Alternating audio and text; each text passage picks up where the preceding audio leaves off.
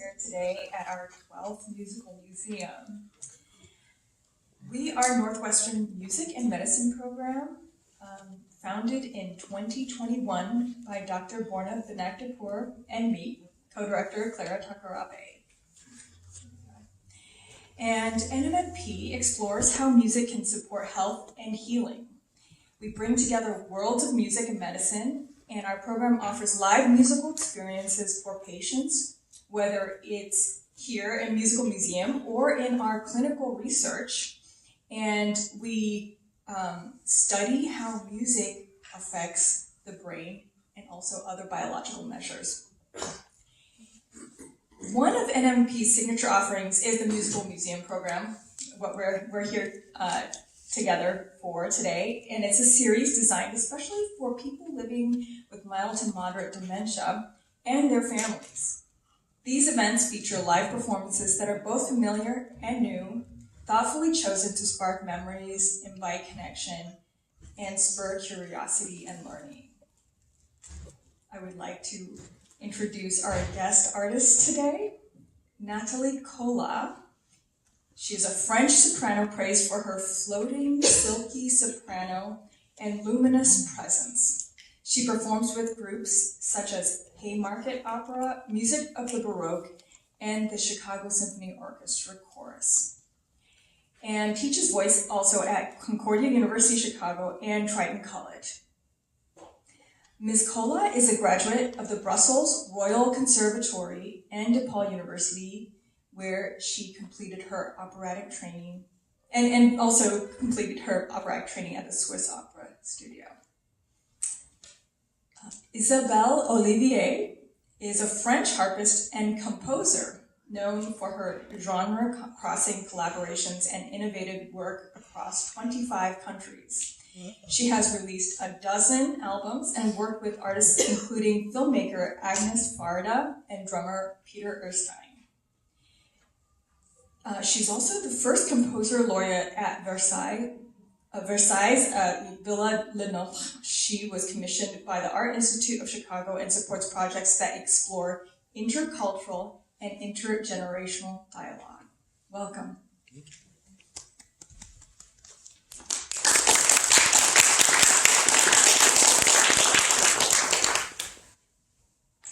Hello everyone, bonjour.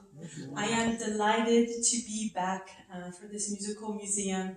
I was very pleased to come and sing a concert of French Baroque music as part of this program a few years back, and I'm just so happy to be back here in this beautiful hall.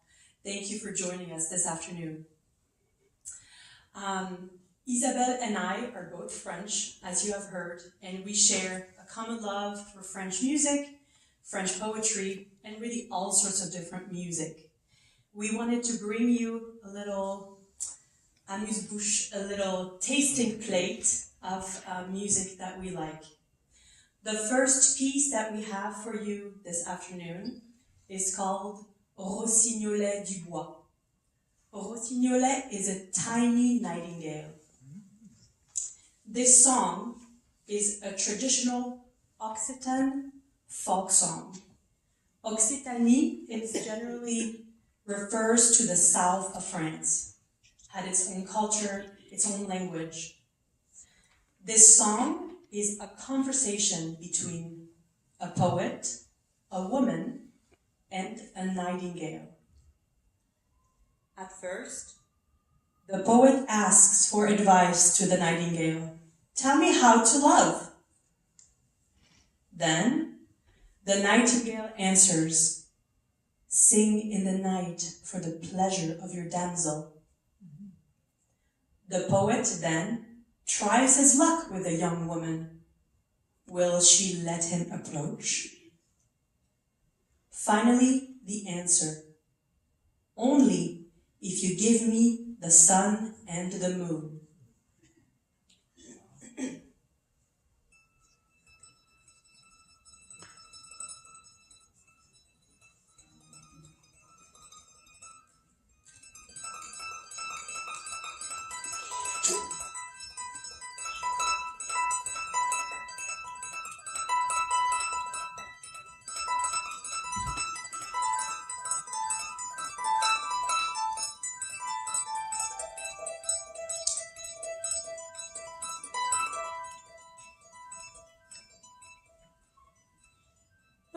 Rossignolet du bois, Rossignolet sauvage, apprends-moi ton langage, apprends-moi à parler, apprends-moi la manière pourtant il faut aimer, comment il faut aimer.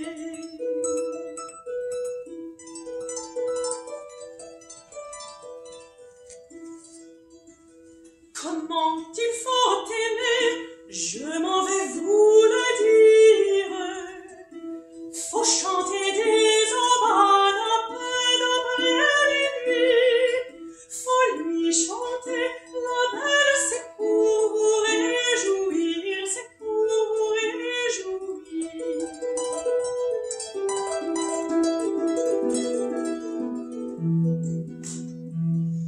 On m'avait dit la belle que vous avez des pommes de rainettes qui sont dans votre jardin. Permettez-moi la belle que j'y mette la main, que j'y mette la main.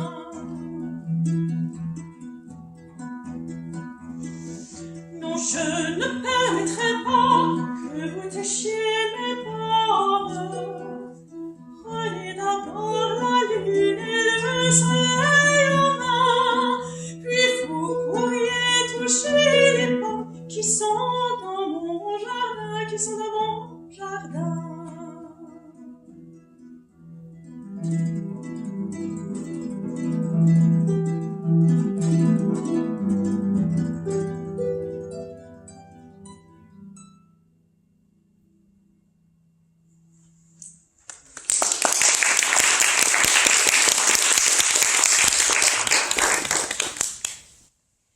This was a text from the Renaissance, with an arrangement by Isabelle, not quite of that time, but that was a different way of arranging that poetry. We now have a second poem from around the same time, called Mignonne. Mignonne means my sweet, my darling. It is a poem by a very famous French Renaissance poet called Pierre de Ronsard. The poem is a sonnet, an ode to love. It tells the story of a beautiful rose and its fleeting beauty.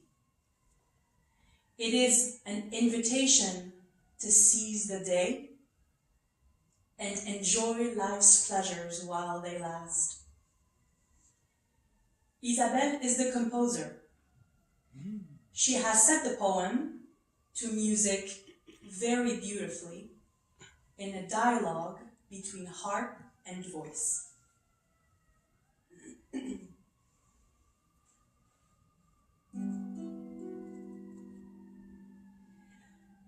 Mignonne, allons voir si la rose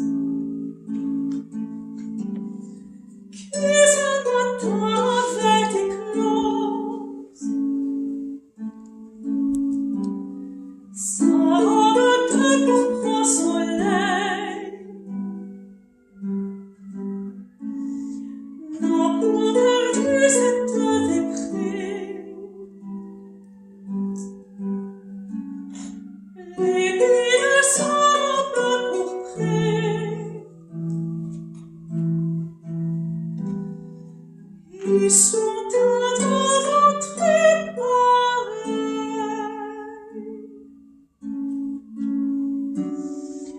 Là se voyait comme peu d'espace, Mignonne est là-dessus la place. Là cela ses beautés et ses choix, vraiment battre nature, puisqu'une telle fleur ne dure que du matin jusqu'au soir. Donc si vous me croyez mignonne,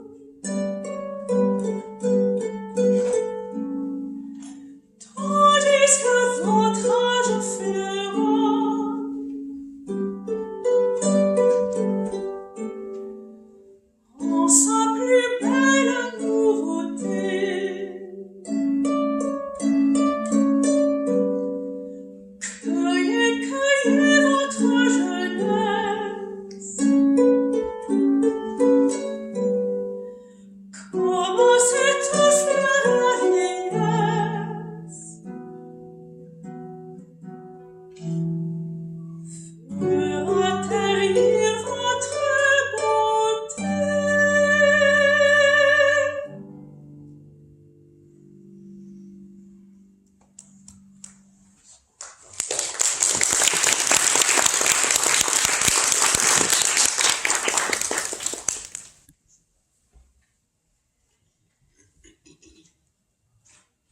few hundred years later, Gabriel Fauré, very famous French composer that famously wrote the Requiem, composed of one of my favorite French art songs.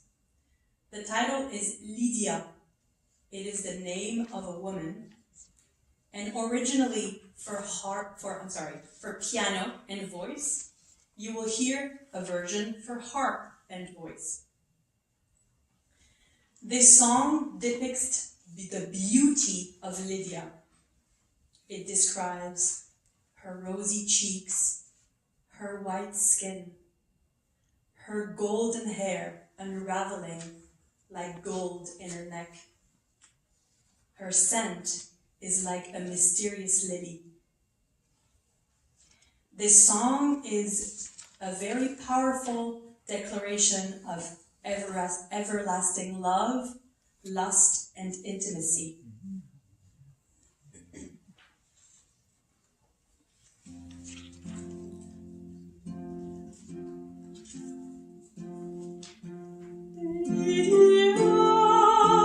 Sur tes roses jours et sur ton col frisé si blanc, roule étincelant l'orfide que tu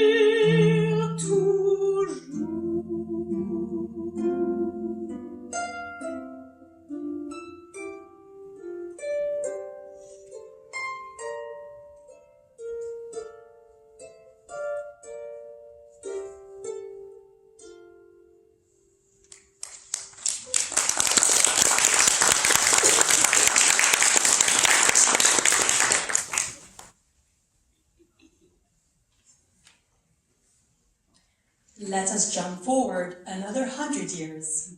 We are now in the 20th century. This next song was not composed by a French composer, but by a German composer. His name was Weill. He came from a very ancient Jewish family in Germany, and in the 1920s left the rise of fascism and landed in Paris. Once in Paris, he wrote quite a bit of music, and these songs, even though there are only a few, became very popular. This is one of them. It is called Youkali. Imagine an island, far away at sea. there lives a tiny fairy. There are no worries on this island, nothing but pleasure and happiness. When everyday life becomes sad and void of passion and meaning, escape to the island of Youkali. But alas, it is only a dream, a folly. There is no Youkali.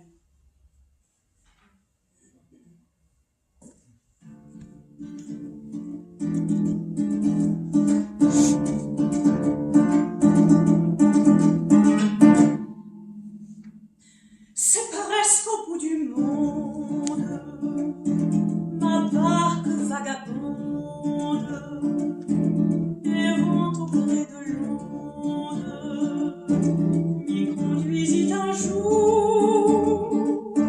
L'île est toute petite, et la fée qui l'habite, tranquillement vous invite à en faire le tour.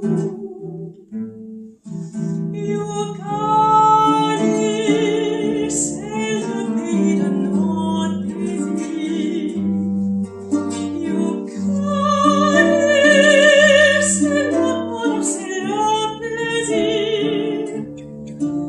Youkali, c'est la terre où l'on oublie tous ses soucis. C'est dans notre nuit comme une éclaircie, l'étoile qu'on suit. C'est Youkali, Youkali, c'est le respect de tous les vœux échangés. Youkali, c'est le pays des beaux amours partagés.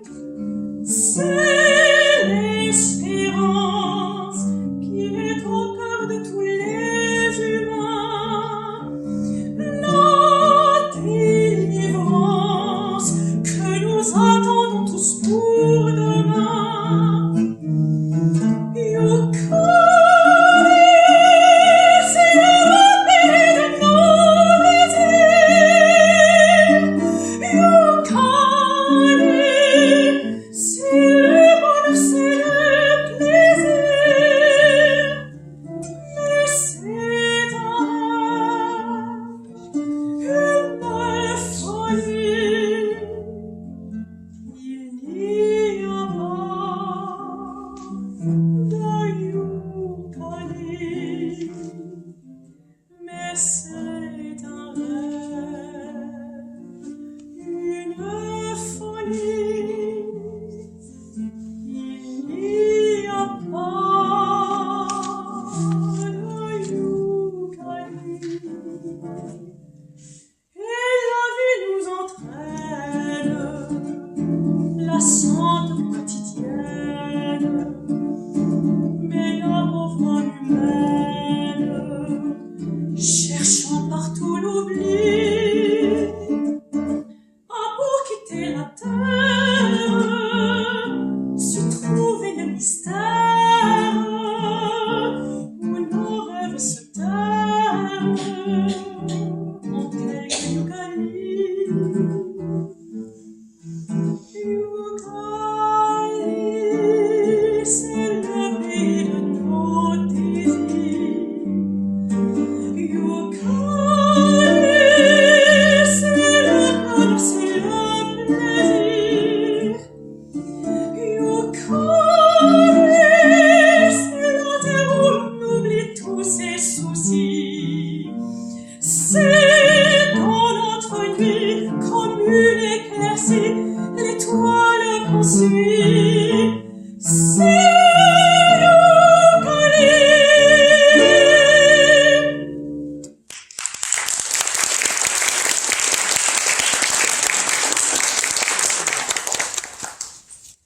I bet you didn't know there are French tangos.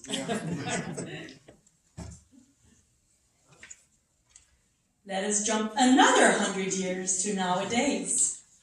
This next piece is very special to me because my husband composed it for us. I picked the poetry by Cummings.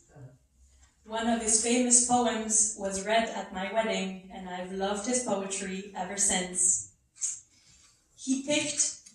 I picked this poem that he set to music. It is called Maggie and Millie and Molly and May. I am just delighted to present this song. I chose this poem about a day at the beach because it reminds me of my son. He loves rocks and sea glass more than anything in the world. 4 friends go to the beach. One finds a shell. One finds a rock. One finds a crab. One finds a starfish. The last line of his poem states, "It's only ourselves we find in the sea."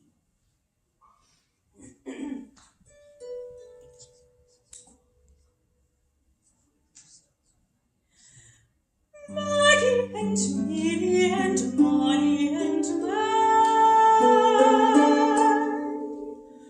went down to the beach to play one day. And Maggie discovered a shell that sang so sweetly she couldn't remember trouble's end.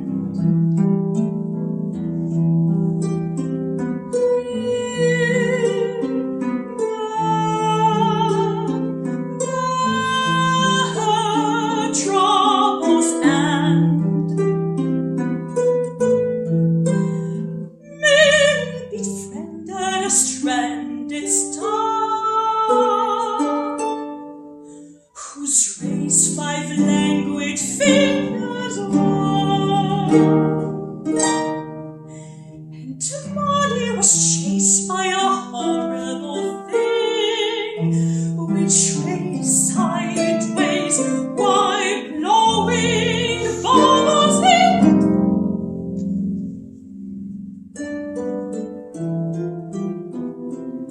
They came home with a smooth round stone, as small as a world and as large as a loaf. For whatever we lose, like a you or a me, like a you or a me, like a you.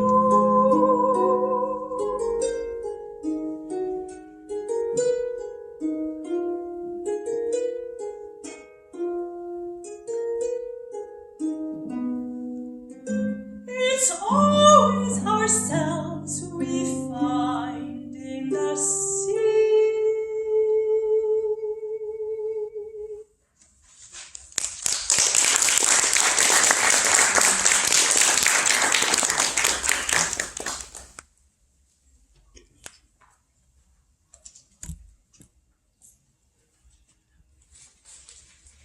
I picked this next song, Parlez-moi d'Amours, Talk to Me About Love, because my grandmother used to sing this to me when I was little. It is a famous French standard. It was composed by Lenoir and famously sung by Lucien Boyer in 1930. It has appeared in numerous movies such as Casablanca, The Imposters, and Woody Allen's Midnight in Paris. A woman asks a man to talk sweetly of love to her. She wants to hear, "I love you." It might not be true, but it is delightful to hear.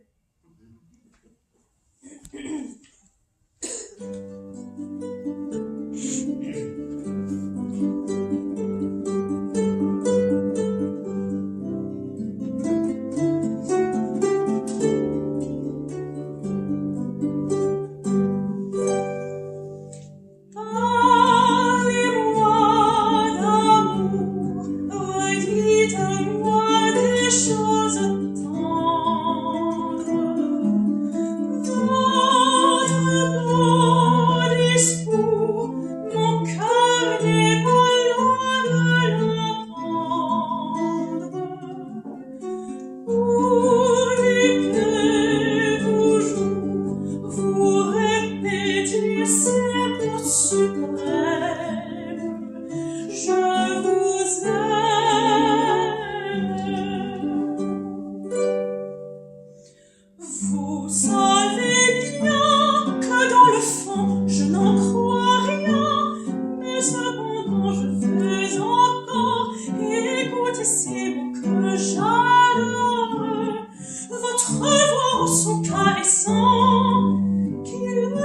l'assurance frémissant me berce de sa belle histoire, et malgré moi, je veux y croire.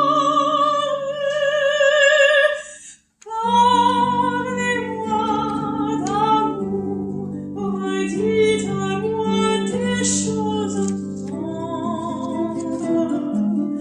Votre beau discours, mon cœur n'est malade l'entendre. Pourvu que toujours vous écoutiez ces noms suprêmes, je vous aime.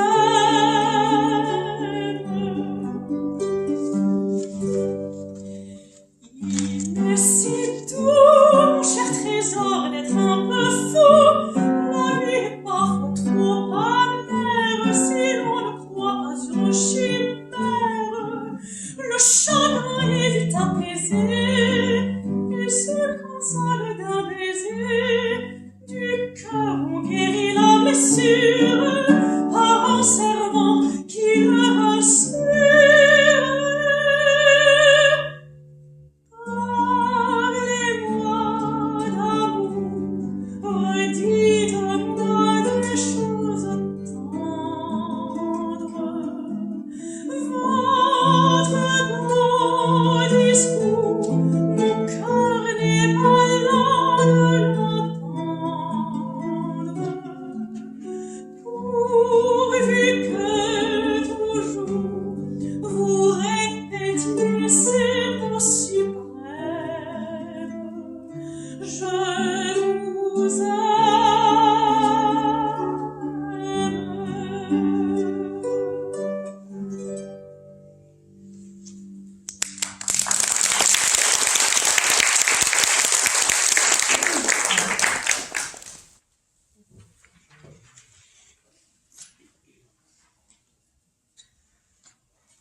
This next song reflects a little bit what Isabelle and I are living, which is sharing our time between France and the United States. I Have Two Loves, J'ai Deux Amours, was popularized by American singer and dancer Josephine Baker. She was born in St. Louis and traveled to France early in her career as a dancer. In Paris, she found stardom. She also found a home, settled there, and never looked back. Josephine Baker was an amazing person who adopted many children. She was decorated by Charles de Gaulle for her participation in the Resistance during World War II. This song tells of her love of her own country while dreaming of Paris.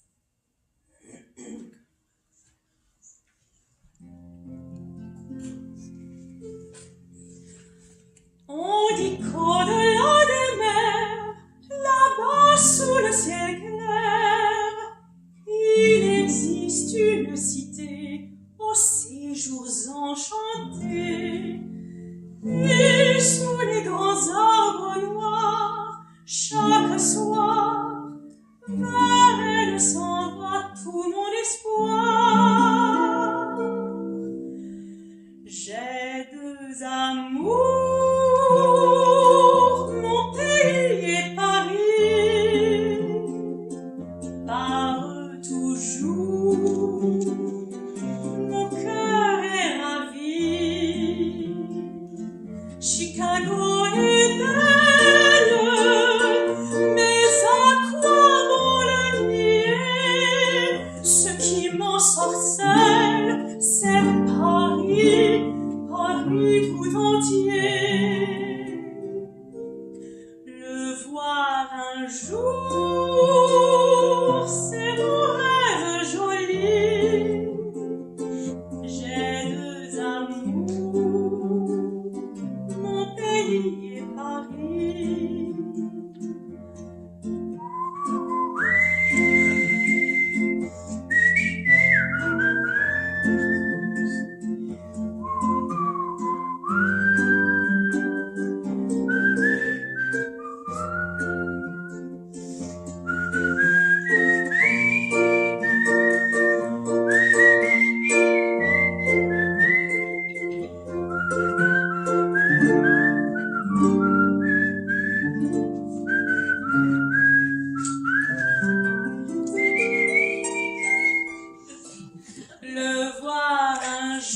Amours, c'est mon rêve joli. Nous avons deux amours, Chicago et Paris.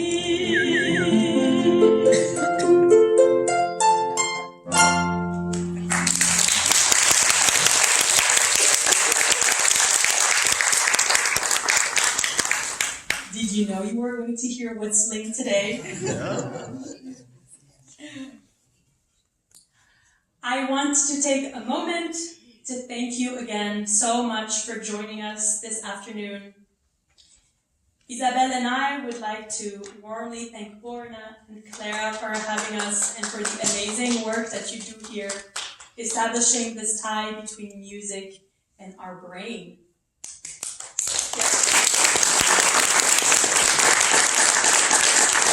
Thank you very much.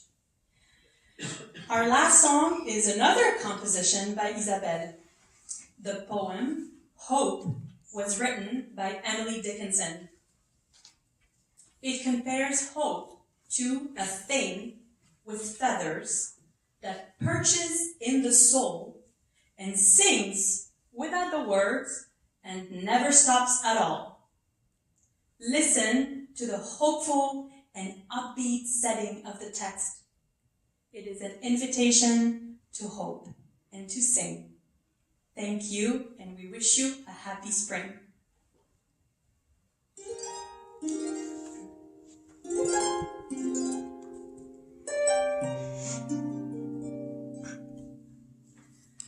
Hope is the thing with feathers that perches in the soul and sings the tune without words and never stops at all, and sweetest in bargain is her, in sort of bitterness torn that good and passionate tongue that keeps so many warm. I heard it in the chillest land and in the strangest sea, never in extremity it asked a crumb of me.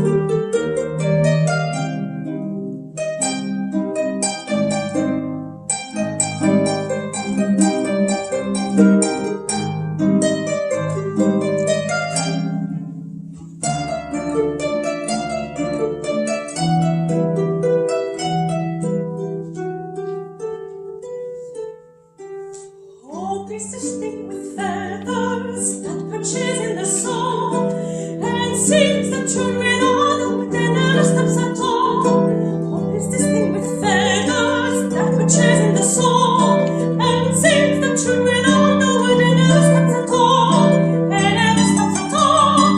And never stops at all. And never stops at all. And never stops at all. And never stops at all. And never stops at all.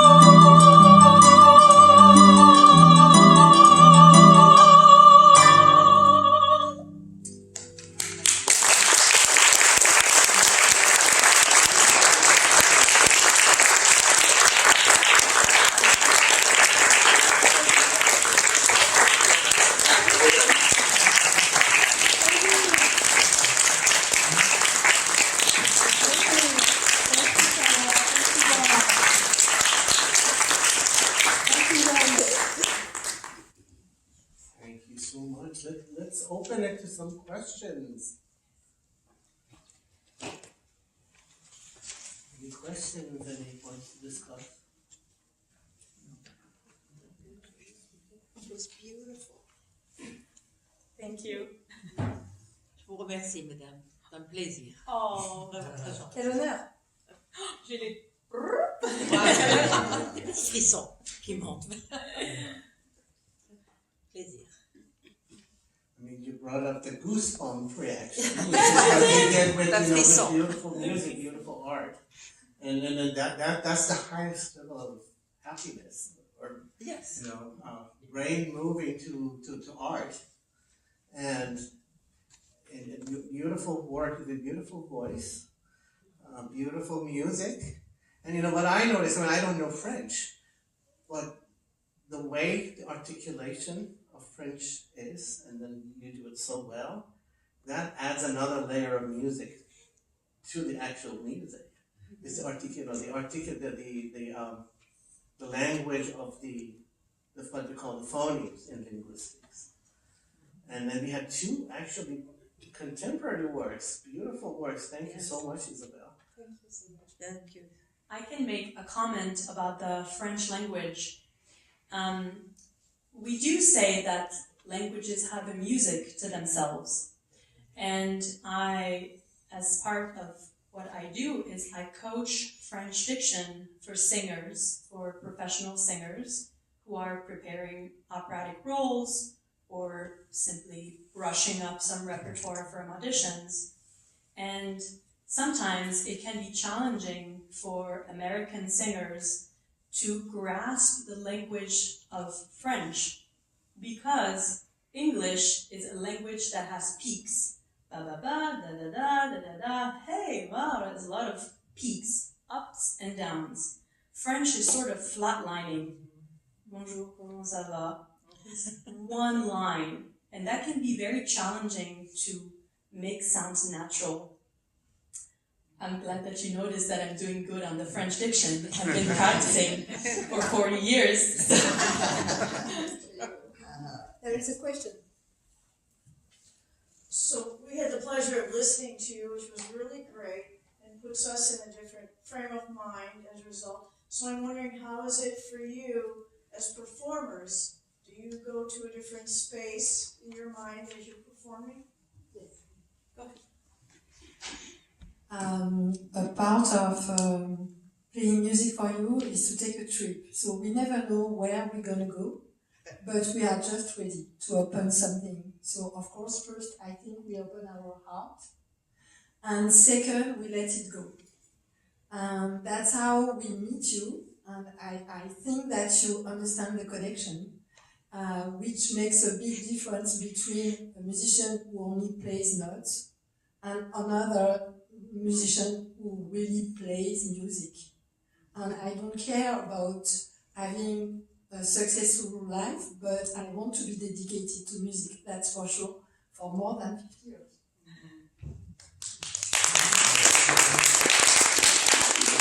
It's a very good question. Often when I perform, my main duty is to be together with the other performers, because music is an act of sharing with myself, with a partner, and with an audience. And when I say specific text, I very often picture what I'm talking about in front of my eyes as a sort of a magical imagination. It helps me to get out of myself and embrace the message of the music. Thank you. In scientific terms, and then we're going to do this at some point, we had Dr. Pepe Contreras from University of Houston here a month ago, and then he does some recording from the brain waves, with portable EEG, electroencephalogram, and looks at the brain waves of people who sing together, or a singer or a performer and a listener. So we plan to bring that to a musical museum at some point to see how you receive it and how the performers perform and then respond to the audience as well. So coming up. I can make another comment to that also. As a singer, I'm often asked whether I am a choral musician or a soloist. And sometimes there is the preconceived notion that choral musicians might be singers who did not manage to be soloists. And in my personal career and experience, I really have to say that singing with others is unparalleled. I sing in the CSO chorus. We just had a Mahler Mikala concert. I kept thinking, when you are surrounded by 80 incredible singers singing together, there is nothing like it. I kept thinking, I can't believe I'm being paid to do this. This is amazing. There's a connivance that happens, a collegiality, and such a strength that is carried by the number, particularly in choral music. So I feel very fortunate that I've find myself in a situation where I sing soloistic repertoire quite a bit, but also very actively choral, and it fulfills completely different parts of my brain. So I just wanted to speak to that. Great, thank you. It's very interesting. I'm glad you brought that up. It's so interesting because we just published a paper. Clara is an author, I'm an author with the Jonathan and Sandy Miller, who run the Chicago area Sounds Good Choir and the Memory Choir. And there are some of the performers from the choir who are here today. We love what you do. And then this morning I was at the ABC7 studio talking about it with Dr. Jonathan Miller. It's so interesting you brought it up. So it's online, and then I posted it on our social media outlets. But in a choir, the way it works for people, we did a survey for people who were in the choir during the pandemic, and even though they weren't together, but it really helped them socially. I mean, you can imagine everybody was at home by themselves, but it still worked in terms of their social. People gave it a rating. The highest rating was for social interaction, and also emotional and intellectual and sense of purpose. I don't know, something's going on with the microphone. Are there any other questions? Yeah, go ahead. A colleague was telling me when she sings with the group and everyone's in sync, her body just resonates and it just is at this higher level. I want to take a unique, different approach. When you're in a group and there's someone slightly off, can you describe that sensation? This is when I go like this. Sometimes it's funny when we're out of tune and trying to tune. Sometimes it's funny. But it's true that in a high-level choir, and really any kind of choir, it does happen because it is a highly human experience. And perfection in human experiences is not present all the time. Sometimes it makes you a little bit uncomfortable, but it's so worth the moments where it really lines up, and then you hear upper harmonics and the sound. A few moments, so we don't really know what causes that. Actually, I have a question from Isabelle, because you are a composer and you choose poetry, right? And I think our community here is a deeply poetic population, and I'm very interested in your relationship with poetry. I think harp and poetry are together since ever. Of course, Greek people, but also people from all over the world connected harp with poetry. I think this is really natural. And as Nathalie introduced every piece, I think that every piece really sounds great, even though we don't expect that it will sound good. Like Lydia is not composed for harp, but I think that really fit together well. Of course, it's very complex to play with a harp because there are many chromatisms, and you saw on my pedal, like I was rushing a lot. So the connection, I think, poetry is a deep inspiration since ever. I fell in love with the harp, and then, of course, I read poetry, and I said, okay, well, if I read a poem of Emily Dickinson, even though I don't understand everything, I just want to compose music with it. And that really fit together well, and I don't know why, but it fits. You fit together very well. Oh yes. And from the first note, I understood that she was really quite something, not only for artistic, but I think being a unique singer is really to fit together a human being and a human singer, and she really fits so well.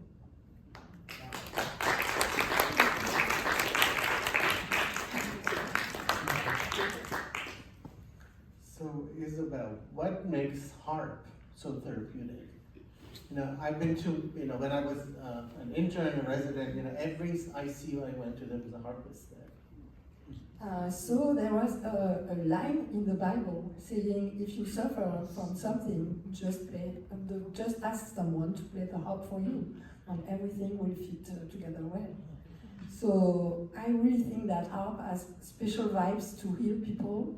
I made experiences in palliative care and neonatology, and we are working on a program for 1 or 2 years, and I introduced Borna to that.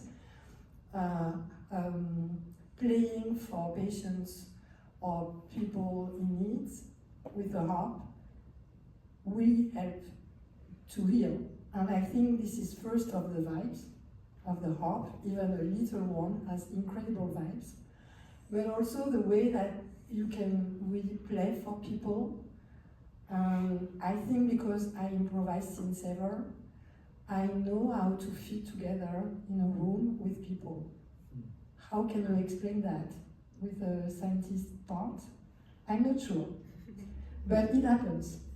And it's incredible, like in palliative care, I've been playing for people just before passing away, and they would say it was my best part of my life. And you cannot explain that, but it happens. And it comes from somewhere you don't know, it goes somewhere you don't know, but you are in the middle with your fingers and your harp. That's what I can say.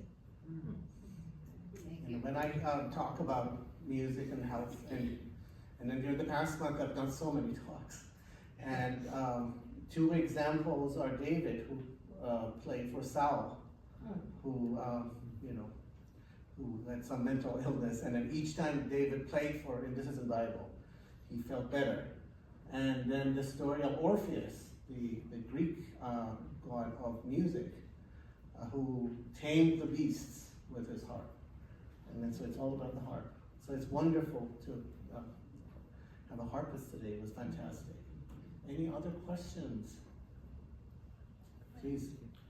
I listen to all kinds of music at home, and I've always been fascinated by the art of songwriting or whatever, and I just can't imagine, like, I'm real big on pop tunes and something like that, and if you see like an Elton John and a Bernie Taupin, Bernie would present a set of lyrics to Elton, and Elton would write a song with that, and I have no idea where you would come with what type of direction you would go in, or you take just a set of words, and it could be a jaunty, upbeat tune, or it could be it just, how do you, as a music writer or whatever, how do you work with a set of words and come up with it? I would tend to think that it would be much easier to put words to music that already exists, but how would you compose music and the beats and all the emotions and everything that a set of words that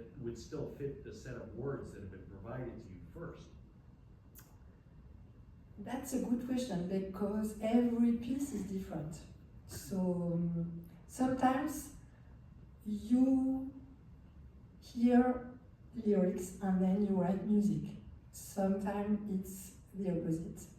Sometimes it comes from a rhythm, sometimes it comes from an harmony, sometimes, and often for me, I have a vision like you about, the scene, what's going on in the scene, and then I write lyrics and music together. And when I have to compose with poetry,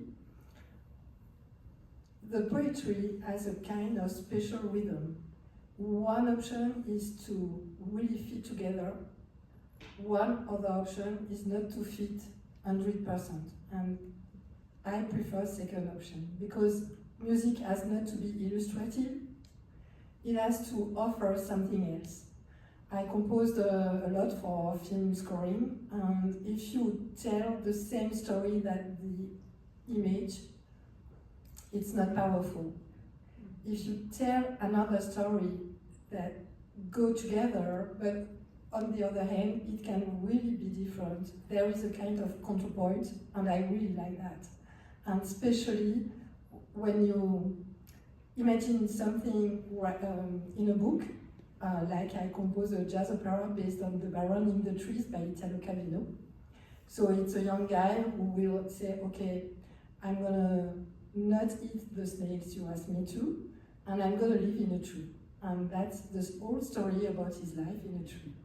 And for me, it resonated like I have to compose this in Chicago. Why? I have no idea, but it had to be here. And during 4 years, I was dedicated to compose that jazz opera. And I think Chicago really fits with this idea of living in a tree. Because you Chicago people are really casual, but also very brave and very resistant and resilient.